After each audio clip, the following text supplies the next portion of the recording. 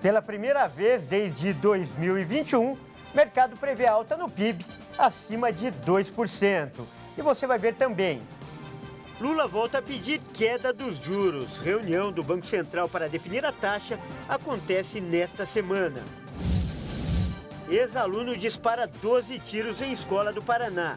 Mata uma menina e deixa um menino ferido, em estado grave. Onda de calor castiga a Índia. Termômetros registram 45 graus. E a lei seca completa 15 anos. Número de mortes caiu, mas internações aumentaram no Brasil. Essas e outras notícias você confere a partir de agora. Olá, boa tarde, seja muito bem-vindo. Nós estamos ao vivo.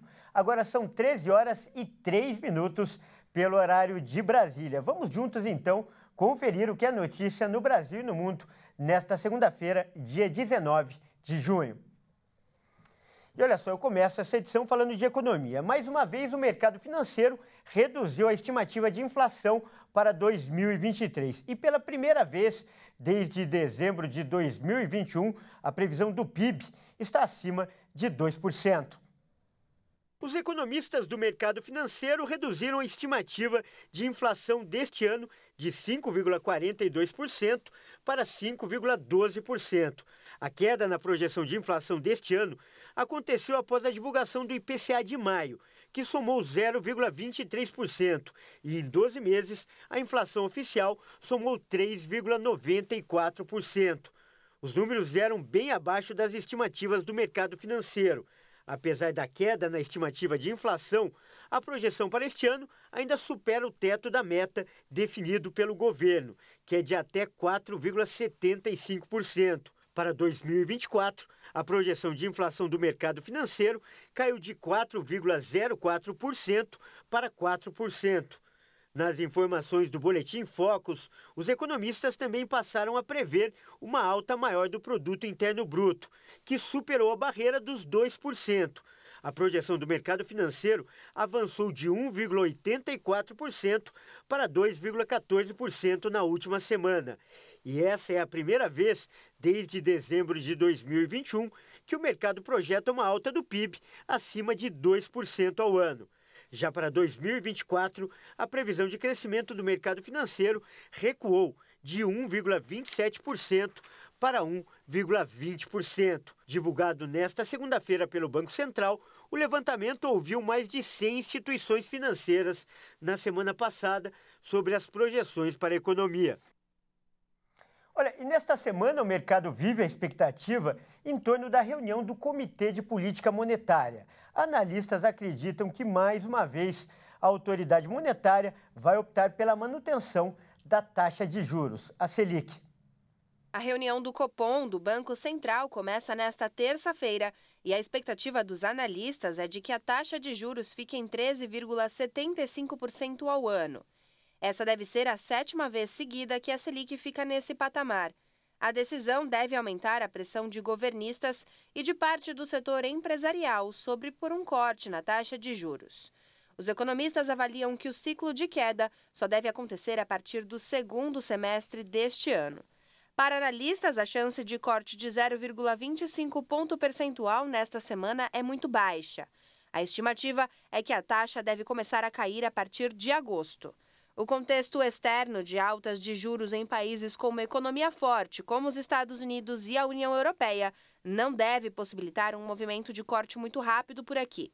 Mas assim como o Brasil, outras economias da América Latina que começaram o aumento de juros mais cedo estão se preparando para começar a cortar juros.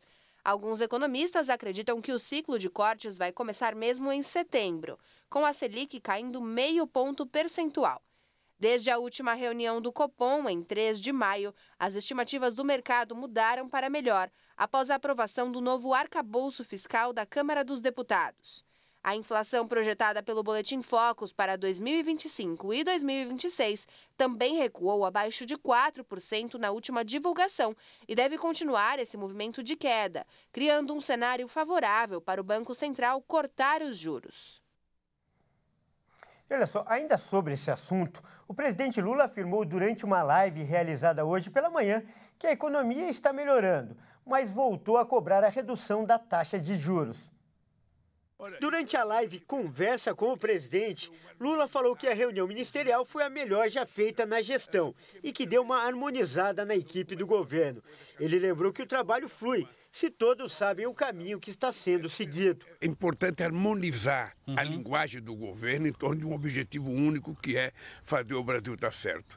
Então a reunião para mim foi extraordinária, foi excepcional, mas é importante que cada ministro saiba o que o outro está fazendo, porque quando o ministro da Comunicação vai dar uma declaração num estado qualquer, ele está preparado para falar da cultura, para falar do trabalho, para falar da previdência, para falar da economia. Para isso ele tem que ter informação. O presidente voltou a defender a redução dos juros no Brasil e cobrou uma explicação do Banco Central para o povo e para o Senado por quais motivos a instituição não reduz a taxa Selic. As coisas estão baixando e é preciso baixar muito mais. A inflação está baixando, o dólar está caindo, apenas o juro precisa baixar. Porque também não tem explicação. O presidente do Banco Central precisa explicar, não a mim, porque já sei por que ele não baixa, mas explicar ao povo brasileiro e ao Senado que o elegeu por que ele mantém essas taxas de juros de 13,75 num país que está com inflação anual de 5%. Sem dúvida, essa reunião do Copom é o assunto da semana.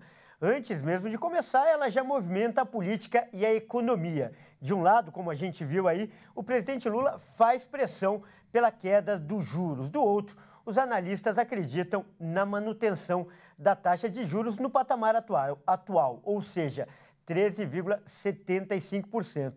E por toda essa importância, esse é o tema da nossa entrevista de hoje.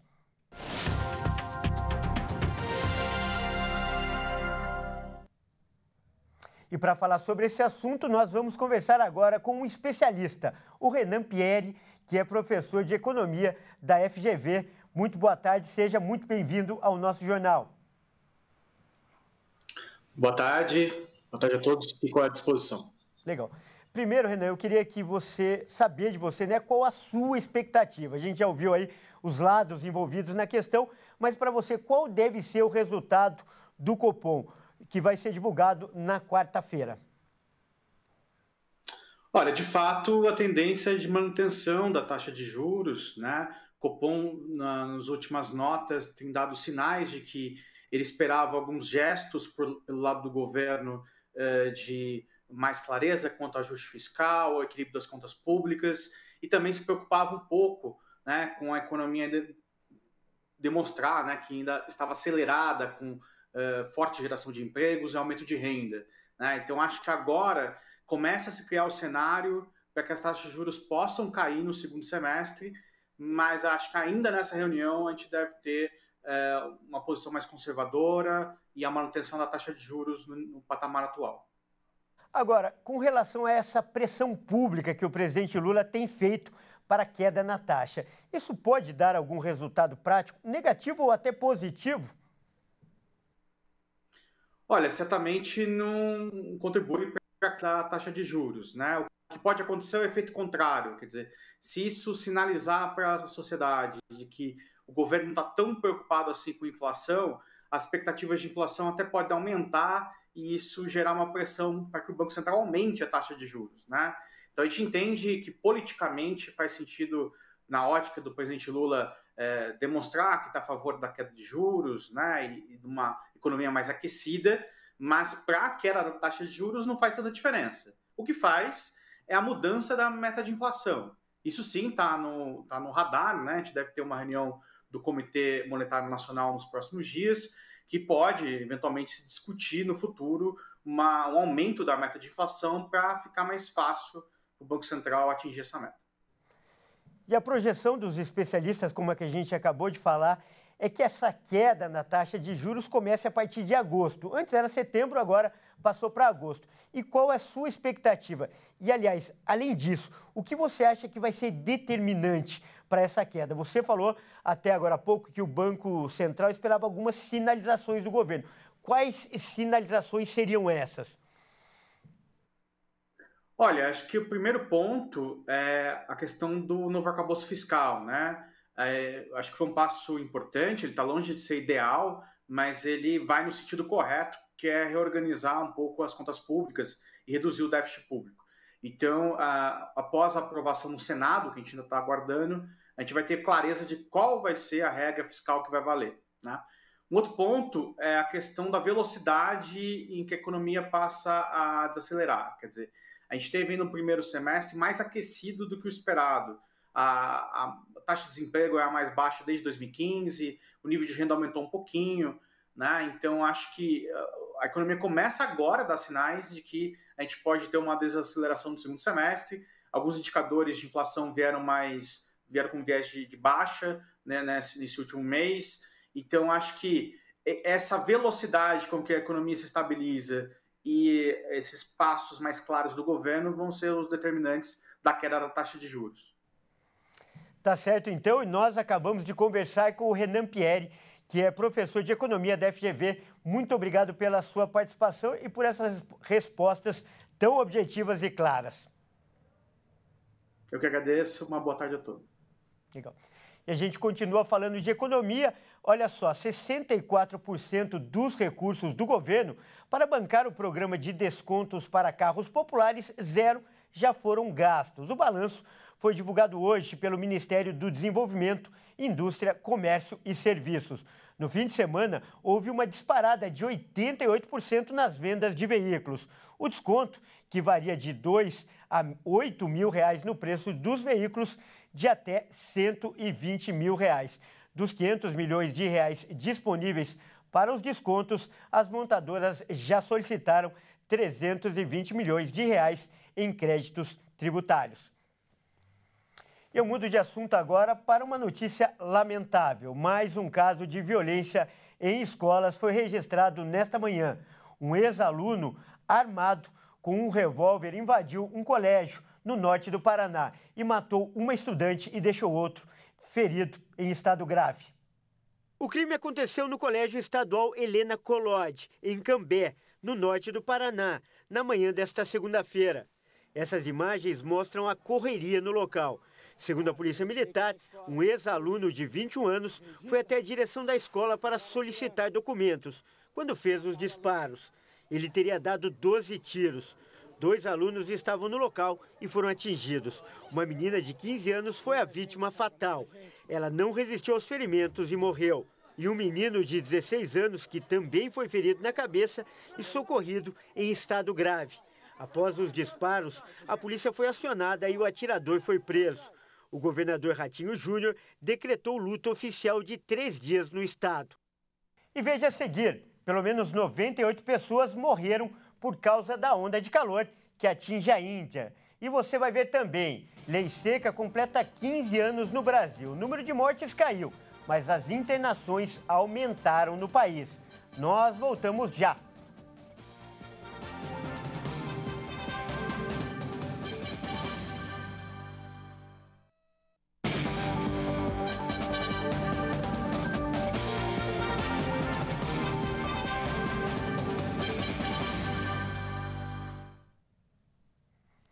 Olá, mais uma vez seja muito bem-vindo.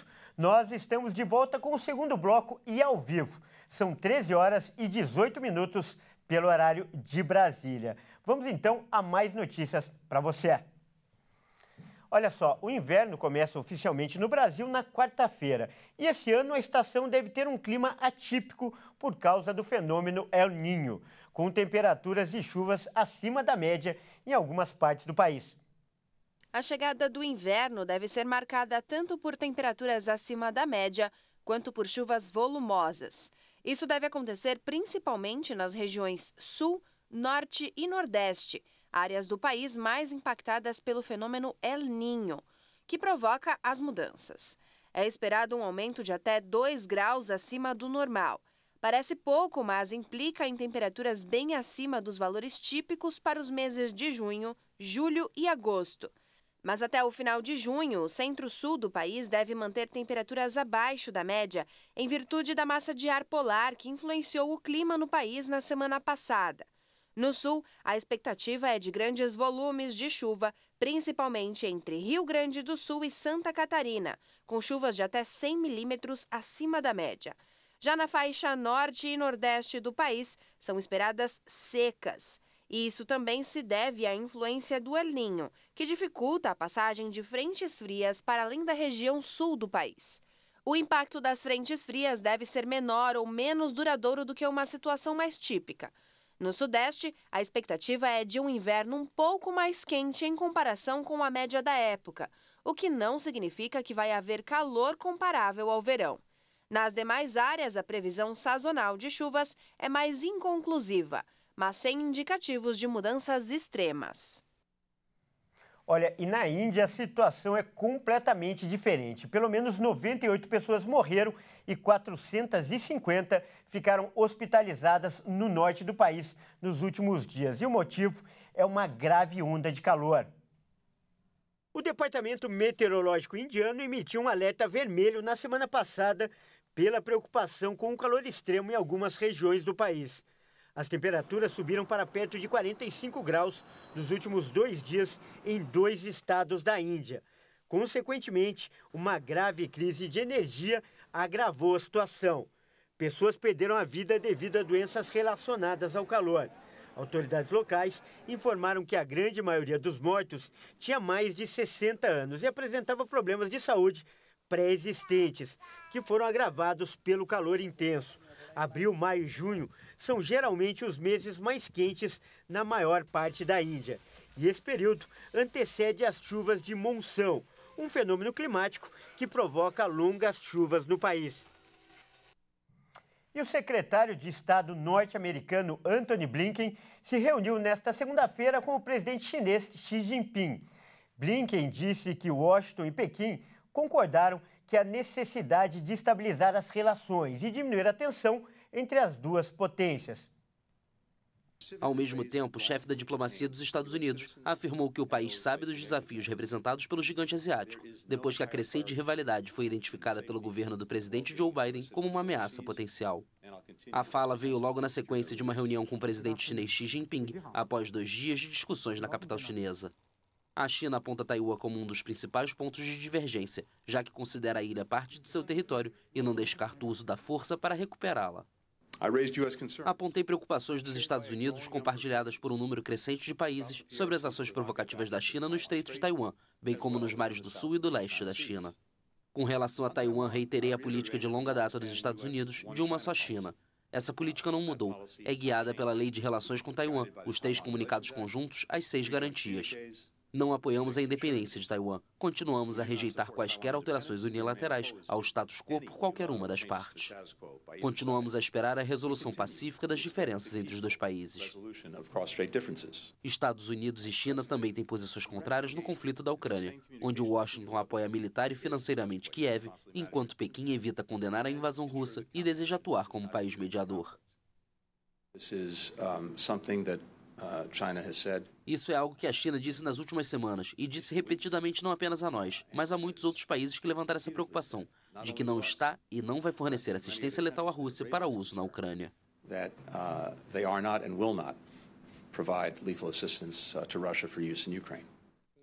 Esta foi a primeira viagem em quase 5 anos de um chefe da diplomacia dos Estados Unidos à China. Vários temas abalaram a relação bilateral nos últimos anos. Além do apoio de Washington a Taiwan, há uma forte rivalidade no setor de tecnologia, reivindicações territoriais da potência asiática no Mar da China Meridional, entre outros temas. De acordo com um vídeo exibido pelo canal público CCTV, Xi Jinping afirmou que as duas partes conseguiram avanços e encontraram áreas de entendimento em vários pontos específicos que não foram divulgados. E olha só, a lei seca no Brasil completa hoje 15 anos de existência.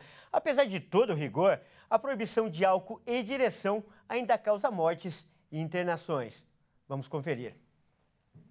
A lei seca foi instalada no Brasil em 19 de junho de 2008 e aperfeiçoada ao longo dos anos. Ela estabelece tolerância zero para a presença de álcool no sangue de condutores e punições que vão desde multas à prisão, como em casos de acidente que resultem em homicídio culposo ou lesão corporal. A legislação sobre o consumo de álcool e direção de veículos automotores no Brasil é uma das mais rigorosas do mundo. Dirigir sob o efeito de álcool em qualquer quantidade é considerado crime no país. Segundo o levantamento do Centro de Informações sobre Saúde e Álcool, em 10 anos, ao mesmo tempo em que as mortes em acidentes de trânsito causados pelo uso de bebidas alcoólicas antes de dirigir diminuíram no país, as hospitalizações aumentaram. Entre 2010 e 2021, as mortes em acidentes de trânsito causados pela mistura de álcool e direção caíram 32% no Brasil, mas o índice de internações aumentou 34% no mesmo período. Em 2010, o índice era de 7 mortes e 27 internações a cada 100 mil habitantes. Já em 2021, foram 36 hospitalizações e 5 óbitos a cada 100 mil habitantes. E entre os estados, Tocantins foi o que apresentou a maior taxa de mortalidade, 11,8 óbitos a cada 100 mil habitantes. Já no Rio de Janeiro, o índice foi o menor do Brasil, com 1,6 mortes. Já nas hospitalizações, o Piauí está em primeiro lugar no ranking dos estados, com 85,2 internações para cada 100 mil habitantes. O menor índice foi registrado no Amazonas, com 11,8 casos. Olha, e não precisa nem lei para dizer que beber e dirigir é uma irresponsabilidade com a própria vida e com a vida do próximo. Bom, esta edição fica por aqui. Eu agradeço pela sua companhia e convido a continuar ligado em nossa programação. Até mais!